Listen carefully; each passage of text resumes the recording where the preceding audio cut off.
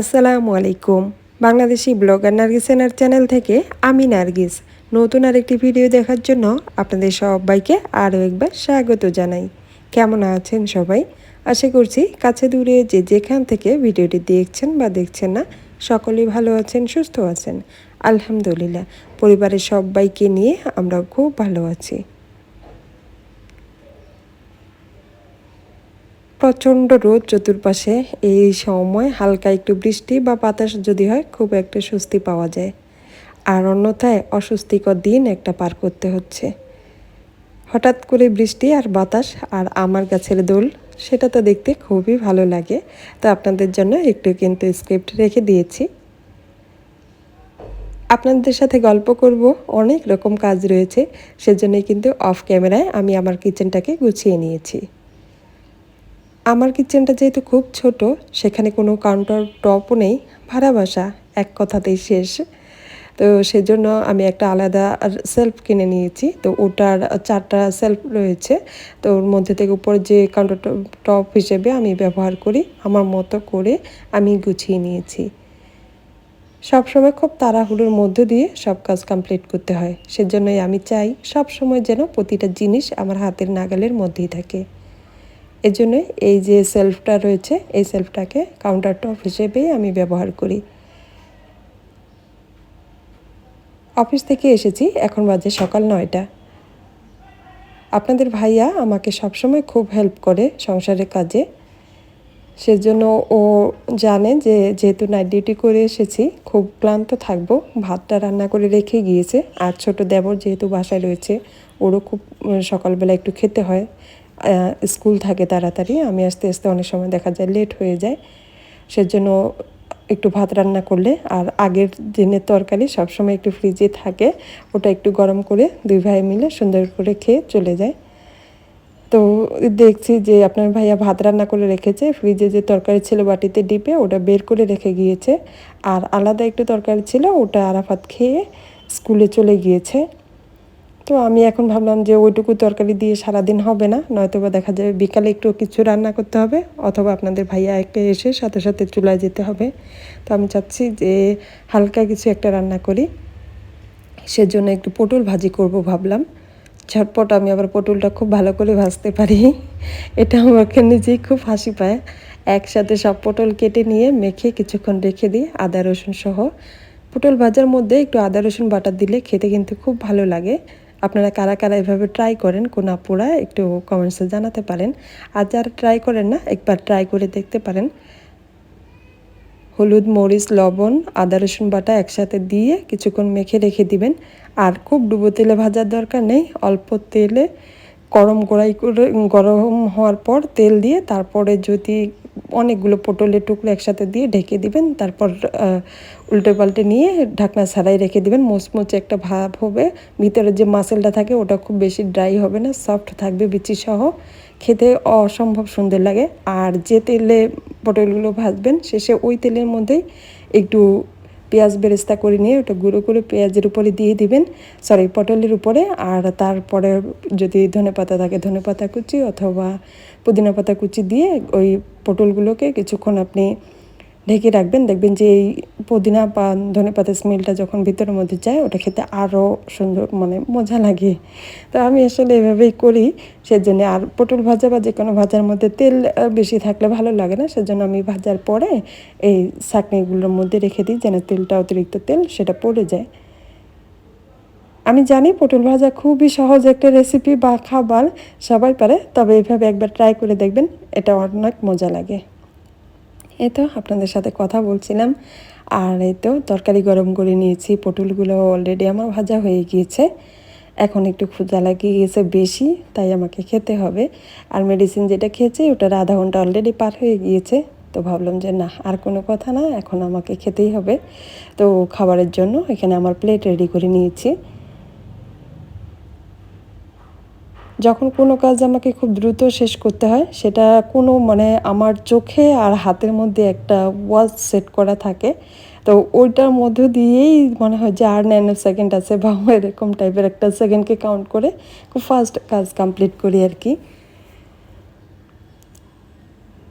Of ক্যামেরায় ঘর গুছিয়েছি, রান্নাঘরটা। এখন যেহেতু ঘুমাতে যাব, তার আগে ভাবলাম খাওয়া দাওয়া শেষ করে আমার বেডরুমটা আমি গুছিয়ে নিই। আর আমার দেবর মাশাল্লাহ খুবই লক্ষ্মী একটা ছেলে। তাকে কিন্তু আমি আগে শিখিয়েছি যে নিজের কিছু কিছু কাজ সবসময় নিজে করে ফেলবা। তো যখন পারে না বা ওর পড়ার চাপ খুব বেশি থাকে বা এক্সাম থাকে, তখন হয়তো বা ঘর গুছায় না তারটা, বাট বাকি সব সময় ঘুম থেকে উঠে লক্ষ্মী ছেলের মতো নিজের বিছানা নিজে গুছিয়ে নেয়। আবার পারলে তো আমার মশারিটাও খুলে দেয় আমাদের রুমের। তো আজকে হয়তো বা ওর চাপ ছিল, ওর রুমটাও গুছায়নি, প্লাস আমাদের রুমে একটু হুকি দেয়নি। তো আমি ভাবলাম যাই হোক, এখন আমি ওর রুমও গুছিয়ে তারপর আমার রুমটাকে গুছিয়ে নেব। তো তার আগে এই তো খাবো, ভাবলাম একটু সুন্দর করে নিজেকে পরিবেশন করি। আর আমার তো কাজ এটাই, যতই ক্লান্ত থাকুক বা যেটা, কিন্তু খাওয়ার সময় খুব স্পেশাল ফিল করি নিজেকে। কারণ এই যে ইট পাথরের শহরে থাকি একা, পরিবার ছেড়ে সবাই অনেকটা দূরে, পরিবারের 2-1 জন সদস্য মিলে। তো এই সময়টাকে যদি যতটা এখন উপভোগ করা যায়, কিছুটা বয়স হওয়ার পরে দেখবেন যে আর ভালো লাগবে না এসব কিছু। তো যেটুকু সময় রয়েছে নিজেকে ততটাই ভালোবাসা যাবে যতটা আপনি নিজেকে ভালোবাসবেন। এই তো আমার খাবার দাবার রেডি। এখানে তো মাছ যে নিয়েছিলাম ওই পাঙ্গাস মাছ, এটা কিন্তু আমার খুব পছন্দের একটা মাছের তালিকার মধ্যে একটা মাছ। আর পটল ভাজা, আর এই তো সালাদ হিসেবে নিয়েছি একটু বিটরুট আর পুদিনা পাতা। এগুলো দিয়ে আমার সকালের নাস্তা প্লাস দুপুরের খাবার কিন্তু একসাথে হয়ে গেল। প্রায় 10:30-11টা বেজে গিয়েছে। তো খাওয়া দাওয়া শেষ করি, এরপরে যাব ঘর গুছাতে।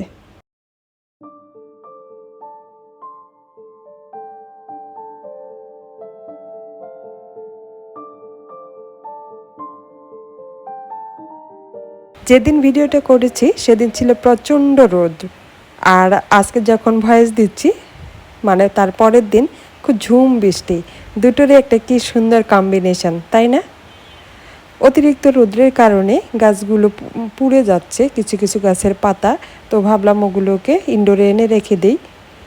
আর রুম গুছাবো, রুম গুছানোর প্রথম আমার যে ইকুইপমেন্ট দরকার হয়, সেটার সবসময় আমার ফার্স্ট লিস্টে থাকে আপনার রিয়েল ইনডোর প্লান্ট।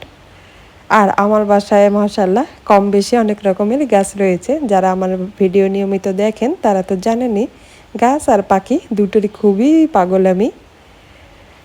তো এই তো কিছু কিছু গাছ আমি ইনডোরের মধ্যে এনে রেখে দিলাম। ভাবলাম যেহেতু বেডরুমটা গুছাচ্ছি, তাহলে একটু সুন্দর করে গাছ দিয়ে সাজিয়ে নেই। এই যে এরিকা পাম, এটা কিন্তু অতিরিক্ত রোদের মধ্যে থাকলে পাতাগুলো কালো হয়ে যায়, পুড়ে যাওয়ার মতো হয়।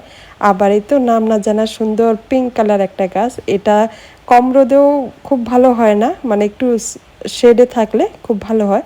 আবার অতিরিক্ত অতিরিক্ত যখন রৌদ্র হয়, দেখা যায় পাতাটা 2 সাইড থেকে একটু একটু করে মানে পুড়ে যাওয়ার মতো, মানে কোনো রকম পোকা খেয়েছে এমন টাইপের ছিদ্র হয়ে যায়। তো একে একটু সরিয়ে নিতে হয়, কখনো রোদে দিতে হয়। তবে গাছটা দেখতে কিন্তু অনেক সুন্দর লাগে, একবারে পিওর পিঙ্ক কালার, সাথে পাতাগুলোর মধ্যে একটু ইয়েলিশ কালার, আবার হোয়াইটিশ হচ্ছে একটু হোয়াইট কালারের মতো মানে ডোরা কাটা দাগ রয়েছে। দেখতে এই 3 কম্বিনেশনে কিন্তু গাছটাকে অনেক সুন্দর লাগে। তো যাই হোক, এখানে গাছগুলোকে এনে বিছানা গুছিয়ে নিলাম। তো বিছানা গুছানোর সময় একটা জিনিস খুব মনে পড়লো, অনেক প্রিয় আপুদেরকে দেখি কি সুন্দর করে বিছানা টান টান করে গুছিয়ে রাখেন। অনেকের ছোট বাচ্চা রয়েছে, তারপরে বিছানা ভালো থাকে। আর আমার বাসায় তো বাচ্চা নেই, তারপরে বিছানা টান টান থাকে না। অনেক চিন্তা ভাবনা করে দেখলাম যে কেন এরকম হচ্ছে। আপুরো যে ম্যাট্রেসের উপরে এক্সট্রা জাজিমের উপরে যে দেখা যায় যে তোষক দিয়ে রাখেন, তবে আমার সেটা দেওয়া সম্ভব হয় না, কারণ একবার যে বাইক অ্যাক্সিডেন্ট করেছিলাম সেটারই ব্যাক পেন কিন্তু থেকেই যায়। তো অর্থোপেডিক ম্যাট্রেসের মধ্যে যদি ওটা আবার দিই, দেখা যায় যে আমার কোনো বেনিফিট হয় না। তো বিছানা আমার যেমনই থাক, আমাকে হচ্ছে পেন রিলিফ থাকতে হবে, সেজন্য শুধু সরাসরি ম্যাট্রেসের উপরে বেডশিট বিছিয়ে দিই, যার কারণে দেখা যায় যে একটু একটু অনেক সময় ভাঁজ হয়ে যায় আর কি। তো যাই হোক, সব থেকে ভালো হচ্ছে নিজেকে একটু সুরক্ষায় রাখা। এই তো আপনাদের সাথে কথা বলছি, আর এর মাঝে কিন্তু গাছগুলোকে আমি ঘরের ভিতরে নিয়ে আসলাম, কিছু কিছু গাছ, আবার কিছু আমার এন্ট্রি ওয়েতে দিলাম। আর হচ্ছে আপনাদের সাথে কথা বলা শেষ প্রায়, আর আমি সুন্দর করে আমার বেডরুমটাকে গুছিয়ে নিয়েছি। আমি জানি না আমার ভিডিওটা আপনাদের কাছে কেমন লাগলো, ভালো কিংবা মন্দ লাগা অবশ্যই আপনারা কমেন্টসে শেয়ার করতে পারবেন। আপনাদের কমেন্টস পড়তে কিন্তু আমার খুব খুব বেশি ভালো লাগে। মনে হয় যেন আপনারা প্রতিনিয়ত নতুন নতুন কমেন্টস করবেন আর আমি এগুলো পড়বো, অনেক সময় রিপ্লাই দিব। তো এটা নিয়েই কিন্তু খুব মজা লাগে একটা ভিডিও আপলোড করার পর আপনাদের সুন্দর মন্তব্য আরও বেশি এনার্জেটিক করে যে কোনো ভিডিও আপলোড করার ক্ষেত্রে, যে পরবর্তীতে আরেকটা সুন্দর ভিডিও আপনাদের মাঝে শেয়ার করব। রিয়েল প্ল্যান দিয়ে মনের মতো করে আমার বেডরুমটাকে গুছিয়ে নিলাম। এখন দিব একটা ফ্রেশ ঘুম। ঘুমানোর প্রস্তুতি নিচ্ছি আর এখানেই ভিডিওটা শেষ করছি। আল্লাহ হাফেজ।